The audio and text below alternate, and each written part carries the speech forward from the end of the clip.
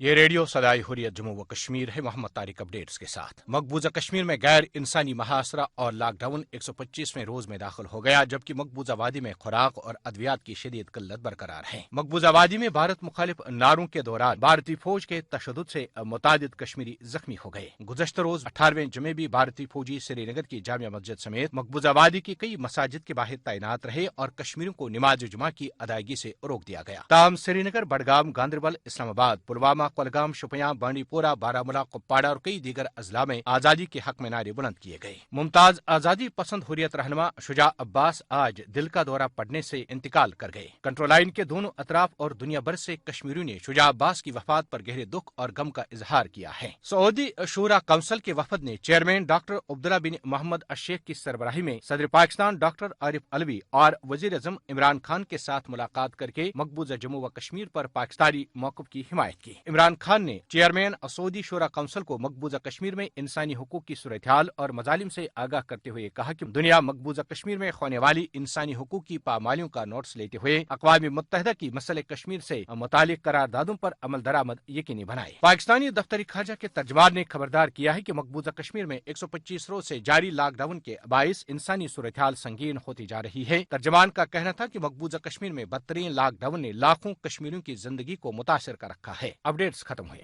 مقبوضہ کشمیر میں بھارتی لاک ڈاؤن سے جہاں کشمیریوں کو بے حد مشکلات ہیں، وہاں حوصلہ افزا بات یہ ہے کہ پوری دنیا کے ساتھ ساتھ بھارت میں بھی بڑے پیمانے پر کشمیریوں سے اظہار یکجہتی اور بھارت کے 5 اگست کے اقدام کی مخالفت میں جلسے جلوس اور ریلیاں نکالی جا رہی ہیں۔ سماعت فرمائیے کشمیریوں سے اظہار یکجہتی کے حوالے سے منعقد ریلی میں شریک بھارتی خاتون کی یہ گفتگو۔ پورے ایک اسٹیٹ جس کے بارے میں آپ نرنے لے رہے ہیں اس کے اوپر ورچوئل آپ نے وار ڈکلیئر کر دیا ہے، ورچوئلی آپ نے وہاں پوری ایمرجنسی ڈکلیئر کر دی ہے، وہاں کے سارے کمیونیکیشن کاٹ کے، وہاں انٹرنیٹ فیسلٹیز کاٹ کے، کرفیو امپوز کر کے لوگوں کی لائف کو آپ نے تھریٹن کیا ہے۔ وہاں پہ ہر مرد کے، ہر عورت کے، ہر بچے کو آپ نے اس سے تھریٹن کیا ہے۔ یہاں پہ جو ان کی فیملیز ہیں ان سے سمپرک نہیں کر پا رہی ہیں، تو اسے اسٹیٹ آف وار آپ نے ڈکلیئر کیا اور پھر آپ کہتے ہیں ہم ان کی بھلائی کے لیے ڈیسیژن لے رہے ہیں۔ ایک ایگزامپل اگر میں دوں کہ آپ کے پڑوسی بہت خوبصورت ایک لڑکی ہے اور اس سے آپ شادی کرنا چاہتے ہیں، تو کیا آپ اس کو سوچتے ہیں کہ الٹیمیٹلی تم خوش ہو جاؤ گی لیکن ابھی میں تم کو کڈنیپ کر لیتا ہوں،